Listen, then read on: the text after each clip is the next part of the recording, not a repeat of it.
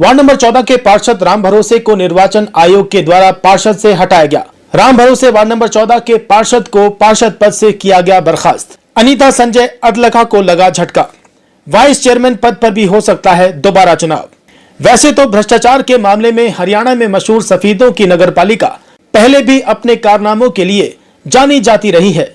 यहाँ करोड़ों रुपए के घोटाले आम सी बात मानी जाती रही है। अभी नगरपालिका की अध्यक्ष अनीता अडलखा है, जबकि उनका सारा काम उनकी कुर्सी पर बैठकर उनके पति संजय अडलखा उर्फ बिट्टा करते हैं। अगर आपको यकीन नहीं तो आप भी इस फोटो में देख लीजिए कि ये कुर्सी सफीदों नगर पालिका प्रधान की है और इस कुर्सी पर जो बड़े शान और शौकत से बैठे हैं वो शख्स हैं संजय उर्फ बिट्टा। अब आप लोग समझ ही गए होंगे कि इस नगर पालिका में कैसे कैसे काम होते होंगे। भाजपा प्रदेश में नारियों को आगे लाने के लिए आरक्षण दे रही है, लेकिन आज भी महिला ऐसे लोगों की वजह से उसी कुर्सी का प्रयोग लोगों को न्याय देने के लिए, नगर पालिका का विकास करने के लिए नहीं कर पाती। चलिए छोड़िए, आपको आइए समझाते हैं राम भरोसे का पूरा मामला। सफीदों में 19 जून 2022 को नगर पालिका परिषद पद के लिए चुनाव हुआ था, जिसका परिणाम 22 जून 2022 को घोषित किया गया था, जिसमें राम भरोसे वार्ड नंबर 14 से पार्षद बने। उसके बाद सफीदों के वार्ड नंबर 14 निवासी अजीत के द्वारा राम भरोसे के खिलाफ चुनाव आयोग को एक शिकायत दी गई, जिसमें आरोप लगाया गया कि राम भरोसे के द्वारा फर्जी अनुसूचित जाति का प्रमाण पत्र लगाकर चुनाव लड़ा गया है। राम भरोसे की जाति तांती जाति है, जो कि बिहार में शेड्यूल कास्ट में आती है। हरियाणा में इस प्रकार की जाति का कोई भी विवरण नहीं है। सफीदों के गुरु गोविंद स्कूल के द्वारा आरटीआई में इस बात का खुलासा भी किया गया है कि राम भरोसे तांती जाति से संबंध रखते हैं, जिसे राम भरोसे के द्वारा धानक जाति में बदल दिया गया है। जाति का फर्जी सर्टिफिकेट राम भरोसे के द्वारा बनवाया गया और जिसके आधार पर वार्ड नंबर 14 से चुनाव भी लड़ा गया। बता दें कि सफीदों नगर पालिका का वार्ड नंबर 14 अनुसूचित जाति के लिए रिजर्व वार्ड है और इस वार्ड में शेड्यूल कास्ट से संबंध रखने वाले लोग ज्यादा रहते हैं। इस शिकायत का मुख्य उद्देश्य भी इन्हीं लोगों की लड़ाई लड़ना है। शिकायतकर्ता के द्वारा यह बात भी जोर शोर से उठाई गई है कि यदि राम भरोसे सही में सफीदों से अनुसूचित जाति से संबंध रखने वाला होता तो उनके द्वारा शिकायत नहीं की जाती, जबकि राम भरोसे के द्वारा फर्जी सर्टिफिकेट का इस्तेमाल करके उनके हकों के ऊपर कुठाराघात किया गया है, उनके हकों को ठगा गया है।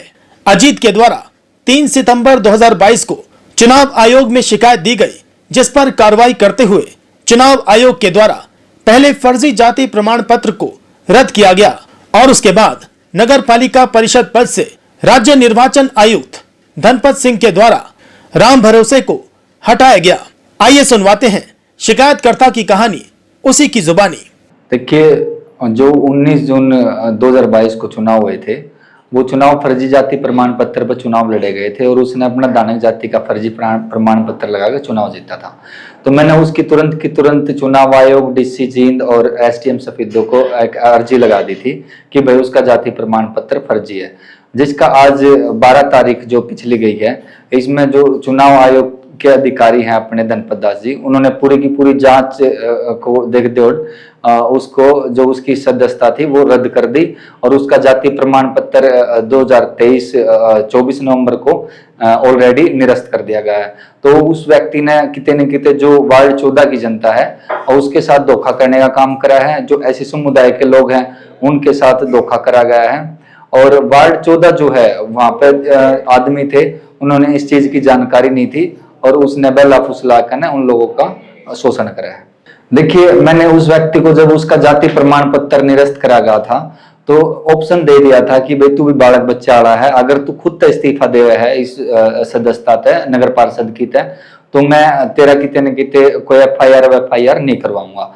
लेकिन एक किते न किते वो आदमी जो उसके बैकअप में रहे हैं वो भी साथ दे रहे थे, उसने खड़ा कर रहे थे कि तू कर, कुछ नहीं बिगड़ता है, ये नहीं होता है। लेकिन सच्चाई की हमेशा जीत रही है और मैं धन्यवाद करना चाहूंगा अपने जो सफीदों के एसडीएम हैं और जींद जिला के डीसी हैं, चुनाव आयोग के जो धनपत दास जी हैं अध्यक्ष रहे हैं, उन्होंने एक जो जांच थी, जांच का आधार पर एक बहुत बढ़िया निर्णय लिया है और व्यक्ति जो राम भरोसे पुत्र देबूदास है उसका सदस्यता रद्द करने का एक बहुत बड़ा काम करा है।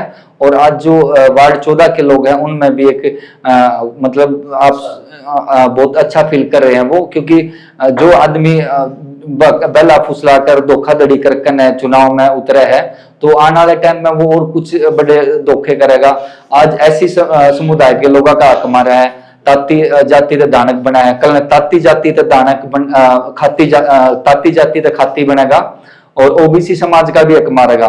तो जो हक अधिकार है वो उसने मिलना चाहिए और एक यह बहुत बड़ी जीत है।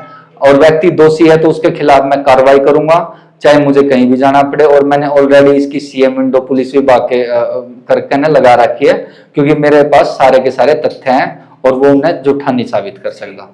मैंने सारे एविडेंस के आधार पर एप्लीकेशन लगाई है। मैं किसी भी चीज में गलत नहीं हूं। अगर व्यक्ति खुद ठीक है उनका तो वो साबित कर सका था। ये सारे के सारे एविडेंस वो जो चुनाव आयोग का लेटर आया है, 6 पेज का ये लेटर है। आपने एक चीज जो मेन चीज है ये है कि भाई राम भरोसे को इस तारीख को आज उसकी सदस्यता के पद के लिए चुनाव प्रमाण पत्र को जो भी था लगाया था उसने सदस्यता रद्द कर दी गई है। और ये जो पद था वार्ड 14 का वो इस टाइम खाली है। वो उनका ऑप्शन बना है सरकार का कि वो सेकंड पोजीशन में चार्ज देवे हैं या फिर चुनाव करवावे हैं, वो एज पर रूल वो करवा देंगे। लेकिन इस टाइम जो भी मामला हुआ है इसकी जो प्रतिलिपि गई है 9 आदमियों का गई है। एक तो नगर निकाय का मुख्य सचिव हरियाणा सरकार, आयुक्त एवं सचिव हरियाणा सरकार, शहरी निकाय जो भी ये गई है, राम भरोसे के पास भी गई है और मेरे पास भी इसकी प्रति कॉपी आई। हालांकि इसमें बचाव करने खातिर जो लोग बचाव में थे, चाहे वो कोई भी था, मैं नाम लूंगा तो उसके अंग खाली हो जावे, उन लोगों ने पूरा अपना अंगा लगाया है। लेकिन एक उनका मुंह पे तमाचा है जोरदार। अब देखने वाली बात यह होगी कि क्या चुनाव आयोग राम भरोसे के ऊपर फर्जी प्रमाण पत्र बनवाने के मामले में कोई केस दर्ज करके कोई कार्रवाई भी करता है या फिर नहीं, ये तो समय ही बताएगा। खबर तहलका के लिए विकास रोहिल्ला की रिपोर्ट।